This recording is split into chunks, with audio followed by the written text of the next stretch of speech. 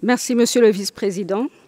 Le Burundi vient de conclure avec succès les élections législatives et locales qui ont connu une forte affluence de la population dans un climat sécurisé et apaisé, tel que reconnu par tous les observateurs internationaux qui ont répondu à l'appel sans restriction du gouvernement d'assister au processus électoral.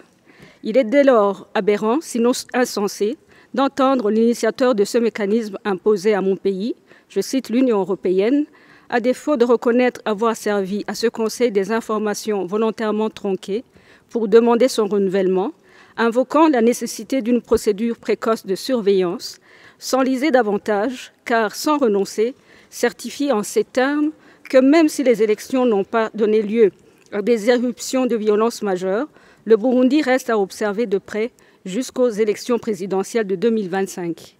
Cet argument simpliste démontre à suffisance que l'énoncé et l'esprit de la résolution qui institue ce Conseil est délibérément piétiné, uniquement dans l'intention de maintenir la pression sur le Burundi, un agenda initié depuis 2015 au lendemain de l'échec de renverser par la force les institutions républicaines de mon pays.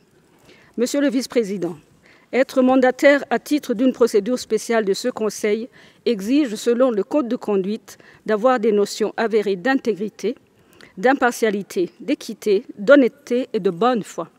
L'obligation fondamentale incombant à leur mandat étant le strict respect de la vérité, la loyauté et l'indépendance.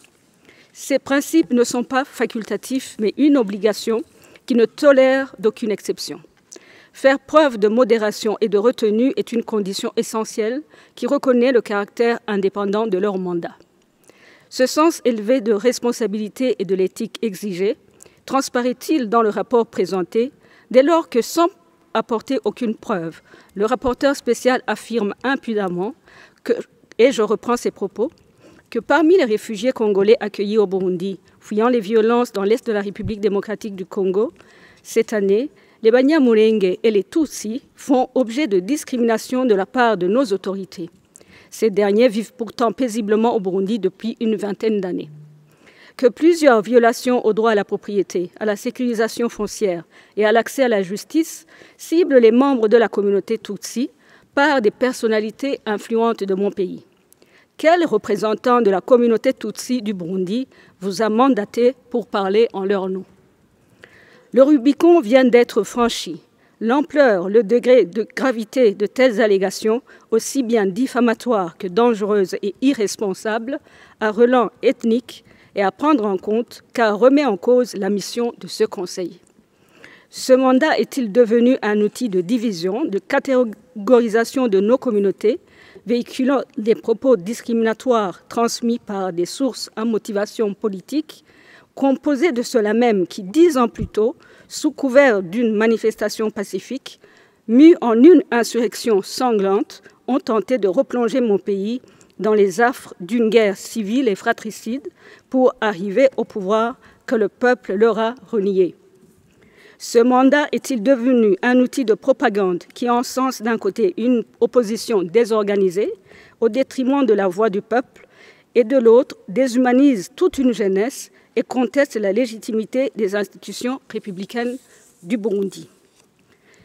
Ce mandat ignore les dispositions de la Charte des Nations Unies qui impose un principe fondamental de respect de la souveraineté des États lorsqu'il s'arroge les prérogatives de remettre en cause les relations bilatérales entre deux pays, en l'occurrence l'accord de coopération de défense signé entre la République démocratique du Congo et le Burundi.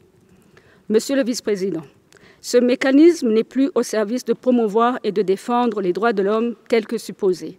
En effet, au regard du contenu de son rapport, opposant une ethnie à une autre, au risque de susciter méfiance et suspicion entre les communautés, dans un contexte d'un peuple qui se reconstruit et revient aux fondamentaux de ses valeurs ancestrales, honnies par l'ancien colonisateur, la seule conclusion qui s'impose à ce Conseil est que son mandat est sérieusement compromis et vient de perdre le peu de crédibilité et de légitimité encore lui réservé. Nous ne saurions tolérer aucun discours ethnique utilisé comme instrument politique dans ces enceintes des Nations Unies. Le Burundi proteste et ne va pas s'incliner. Je vous remercie.